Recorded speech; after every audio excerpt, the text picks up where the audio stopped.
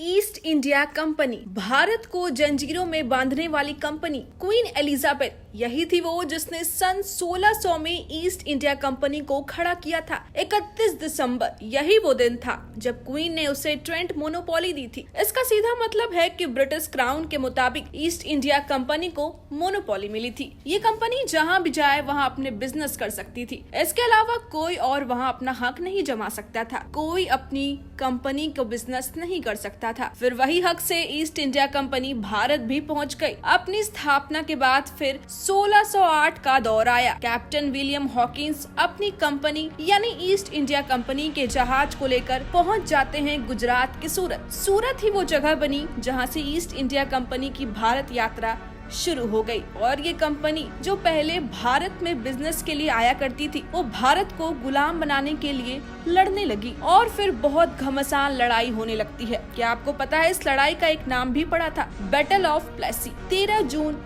1797 यही वो दिन था जब दोनों के बीच घमासान युद्ध चला। बहुतों को नहीं पता है बैटल ऑफ प्लेसी इतिहास में भारत के लिए बहुत बड़ा बदलाव लाया। आज आप इतिहास का पन्ना उल्टाएंगे तो आपको पता चलेगा बैटल ऑफ प्लेसी वार के बारे में। ये कंपनी अपने 3000 सैनिकों को लेकर उतरती है मैदान में और फिर किससे सामना होता है? सिराज उद्दौला से। सिराज उद्दौला उस समय में बंगाल के राजा हुआ करते थे। उस समय बंगाल में तभी बिहार भी पड़ता था और उड़ीसा भी पड़ता था। लेकिन सिराज उद्दौला इस बात से बिल्कुल ही अनजान थे कि ईस्ट इंडिया कंपनी उस पर हमला करने वाली है। राजा को खबर ही नहीं था कि उनके खिलाफ साजिश रची जा रही है। ये साजिश और कोई नहीं बल्कि उनके अपने ही कमांडर मीर जाफर ही रच रहे थे। जी हाँ, जो एक वक्त पर सिराज उद्दौला के हुक्म पर थे, वो गद्दारी करके ईस्ट इंडिया कंपनी के उन 3000 सैनिकों में जा मिल गए और सिराज उद्दौला को ही उनके रियासत से निकाल फेंका। फिर ईस्ट इंडिया कंपनी ने बंगाल से रेवेन्यू कलेक्शन करना शुरू कर दिया, यानी जो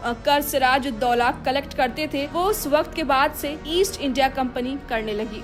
उस समय से कंपनी ने अपने सैनिकों को 3000 से 2.5 लाख कर दिए। अब सोचिए वो ऐसा दौर था जब इतने सैनिक नहीं हुआ करते थे, लेकिन हैरानी की बात है उसी दौर में ईस्ट इंडिया कंपनी के पास 2.5 लाख सैनिक हो गए। वो ऐसी फौज तैयार हो गई थी जो ब्रिटिश क्राउन के पास भी नहीं थी, जिससे वे आए थे। ब्रिटिश क्राउन के डबल साइज का फौज बन गई थी इनके पास। और होती भी क्यों नहीं, लगातार भारत से जो पैसा लूटा जा रहा था तब तक यही सब चलता रहा, लूटपाट, लड़ाई, यही सारे मामले। फिर सामने आता है 1857 का रिवोल्ट। ऐसा रिवोल्ट जिसके बाद से ईस्ट इंडिया कंपनी कुछ पैसे ब्रिटिश क्राउन को भी भेजा करती। मतलब भारत में इनका कारोबार चलता, लूटपाट से पैसे कमाते और उन्हीं पैसों से कुछ पैसे ब्रिटिश क्राउन को भी भेजती। लेकिन साल 1794 में बदलता है समय का पहिया। एक बड़ा फैसला, ईस्ट इंडिया कंपनी को कर दिया जाता है नष्ट और वहीं पर ब्रिटिश संसद गठित कर दिया जाता है। जितने भी उसके राजनीतिक शक्तियां थी वो ब्रिटिश संसद के पास आ जाती है, क्योंकि कहा जाता है ईस्ट इंडिया कंपनी से रिवोल्ट को संभालने में चूक हो जाती है, इसलिए उससे वो गद्दी छीन ली जाती है। सोचिए ईस्ट इंडिया कंपनी, इतनी बड़ी कंपनी जिसका एक समय हर जगह राज चलता था, उनसे उन्हीं के देश के ब्रिटिश क्राउन ने गद्दी छीन ली। फिर भारत आजाद हुआ, समय बदल गया, सब कुछ बदल गया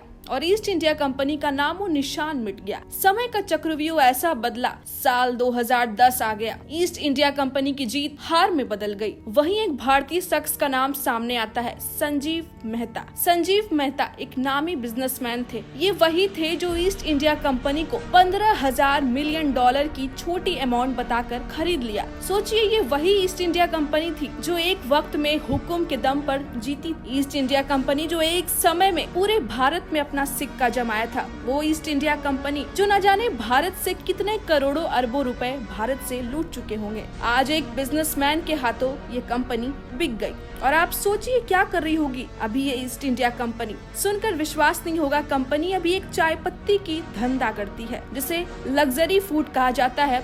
ये हारी कंपनी अभी उसी मार्केटिंग से जुड़ गई है और ऑनलाइन चाय पत्ती सेल कर रही है। तो दोस्तों, क्या इससे पहले आपको ईस्ट इंडिया कंपनी के बारे में पता था? कमेंट करके बताएं।